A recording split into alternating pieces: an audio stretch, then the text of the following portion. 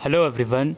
दोस्तों, दिल्ली यूनिवर्सिटी के official website पर एक इम्पोर्टेंट नोटिस रिलीज़ करा गया है और ये नोटिस आप लोगों के डॉक्यूमेंटेशन से रिगार्डिंग है कि अगर आप यूनिवर्सिटी में रेगुलर मोड में एडमिशन लेना चाहते हो तो डॉक्यूमेंट्स आपको कौन कौन से चाहिए होंगे अंडर ग्रेजुएट कोर्सेज़ में एडमिशन के लिए। इसके अलावा दोस्तों, एसओएल में अगर आप एडमिशन लेना चाहते हो तो उसके लिए डॉक्यूमेंट के ऊपर मैंने ऑलरेडी वीडियो बना रखी है। एसओएल के एडमिशन भी अभी शुरू नहीं हुए हैं, उम्मीद है सितंबर के फर्स्ट वीक से शुरू हो जाएंगे। इसके अलावा इस पर्टिकुलर पीडीएफ में जो रेगुलर मोड में एडमिशन लेना चाहते हैं उनके लिए कुछ इंपॉर्टेंट चीज़ें बताई गई हैं। ये लोग बोलना चाह रहे हैं कि यूनिवर्सिटी ऑफ दिल्ली जो है बहुत ही जल्द अपना एप्लीकेशन प्रोसेस स्टार्ट करने वाली है, तो प्लीज़ आप लोग डीयू की वेबसाइट उसके लिए ज़रूर से चेक करते रहिए। और कैंडिडेट जो एडमिशन लेना चाहते हैं उनको ये बताया जाता है कि यार 31 अगस्त 2022 तक इन डॉक्यूमेंट्स को रेडी करके रखें। अब हो सकता है 31 अगस्त के बाद से ही आपके एडमिशन प्रोसेस शुरू हो जाएं या 31 अगस्त के आसपास ही आपके एडमिशन प्रोसीजर शुरू हो सकता है दिल्ली यूनिवर्सिटी का। डॉक्यूमेंट कौन कौन से हैं? आपके क्लास 10th का सर्टिफिकेट यानी कि क्लास 10th की मार्कशीट बेसिकली, जिसमें आपकी डेट ऑफ बर्थ और पेरेंट्स का नाम और आपका नाम होना चाहिए। क्लास 12th का सर्टिफिकेट आपके पास होना चाहिए। The name of the candidate must match with the CUET UG form.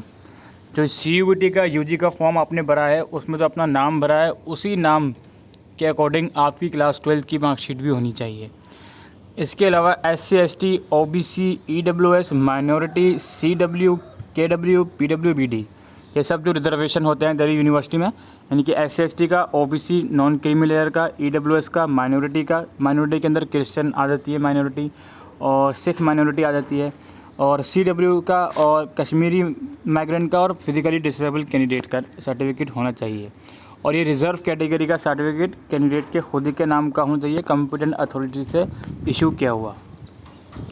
इसके बाद जो बच्चे OBC कैटेगरी के अंदर आएंगे वो बात समझ लीजिए, आपका जो OBC का सर्टिफिकेट हो वो सेंट्रल वाला होना चाहिए और नॉन क्रीमी लेयर का होना चाहिए और आपके खुद के नाम का होना चाहिए और 31 मार्च 2022 के बाद का इशू किया हुआ होना चाहिए। मतलब कि आपके OBC सर्टिफिकेट अगर 31 मार्च 2022 से पहले का है तो इसको रिन्यू करवा लीजिए, वो आपके लिए बेहतर होगा। ठीक है। इसके अलावा सेम क्राइटेरिया EWS का है। EWS का सर्टिफिकेट कैंडिडेट के खुद के नाम का होना चाहिए और ये जो सर्टिफिकेट है 31 मार्च 2022 के बाद का इशू किया हुआ होना चाहिए। इसके अलावा माइनॉरिटी के अंदर दो माइनॉरिटीज़ आती हैं, सिख माइनॉरिटी और क्रिश्चियन माइनॉरिटी। जो भी आपकी कॉम्पिटेंट अथॉरिटी होती है, सिख माइनॉरिटी के लिए सर्टिफिकेट चाहिए आपको दिल्ली सिख गुरुद्वारा मैनेजमेंट कमेटी के द्वारा, और क्रिश्चियन माइनॉरिटी में आपको जो भी सर्टिफिकेट चाहिए होता है उसके यहाँ पे लिखी हुई है चर्च मेंबरशिप सर्टिफिकेट, जो भी रिक्वायरमेंट होती हैं क्रिश्चियन माइनॉरिटी के लिए वो यहाँ पे लिखी हुई है। इसके अलावा CW children widows of person of arm force category, यानी कि अगर आपके फादर या मदर आर्म फोर्स के अंदर आते हैं, आप उनके बच्चे हो, तो उस पर्टिकुलर कैटेगरी का सर्टिफिकेट आपको लगाना पड़ेगा। Educational concession certificate in the name of candidate in the prescribe format, जो भी पर्टिकुलर फॉर्मेट में होता है आपके नाम का, वो सर्टिफिकेट आपको लगाना पड़ेगा। और आप PWD से बिलोंग करते हो तो उसका सर्टिफिकेट किसी भी रिकॉग्नाइज गवर्नमेंट हॉस्पिटल का वो आपको लगाना पड़ेगा, उसमें आपका फ़ोटोग्राफ भी होना चाहिए।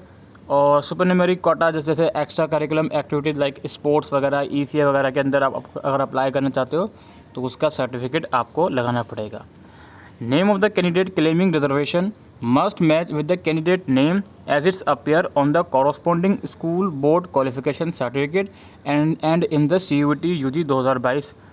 Similarly, the parents name must also match in the certificate. इस पॉइंट का मतलब है, अगर आप किसी रिजर्व कैटेगरी से बिलोंग करते हो तो भाई 3 कंडीशन आपको ध्यान में रखनी है। आपको जो नाम होगा और आपके जो पेरेंट्स का नाम होगा वो CUET के फॉर्म में, रिजर्व कैटेगरी के फॉर्म में सेम होना चाहिए। ठीक है। CUET के फॉर्म में, रिजर्व कैटेगरी के फॉर्म में और मार्कशीट में अंदर, यानी कि 3 चीज़ें हैं। CUET का रजिस्ट्रेशन फॉर्म, अगर आप रिजर्व कैटेगरी से बिलोंग करते हो उसका फॉर्म, और मार्कशीट जो है आपकी, इन तीनों में आपका नाम और आपके पेरेंट्स का नाम सेम होना चाहिए अगर आप रिजर्वेशन का बेनिफिट लेना चाहते हो। मान लो आप रिजर्वेशन का बेनिफिट नहीं लेना चाहते तो उस केस में CUET के रजिस्ट्रेशन फॉर्म में और आपकी जो क्वालिफिकेशन मार्कशीट होगी उसके फॉर्म में आपका नाम सेम होना चाहिए। No undertaking on behalf of incomplete, invalid, non-availability of document will be accepted at the time of applying.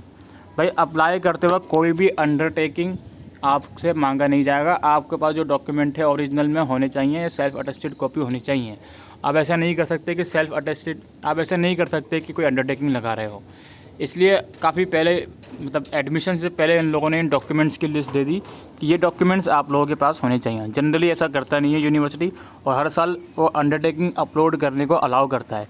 लेकिन इस बार साफ साफ यहाँ पे लिखा हुआ है कि कोई अंडरटेकिंग आपको अलाउ नहीं करा जाएगा अप्लाई करते वक्त। तो आपको जो डॉक्यूमेंट्स हैं वो रेडी करके रखने ही हैं अभी से, जो सारे डॉक्यूमेंट बताए हैं। बाकी नीचे कुछ प्रेस्क्राइब फॉर्मेट जो होते हैं डॉक्यूमेंटेशन के, OBC वगैरह के, SC ST सर्टिफिकेट के और EWS सर्टिफिकेट के जो भी फॉर्मेट होते हैं वो यहाँ पे लिखे हुए हैं। आप एक बार इनको भी चेक कर सकते हो।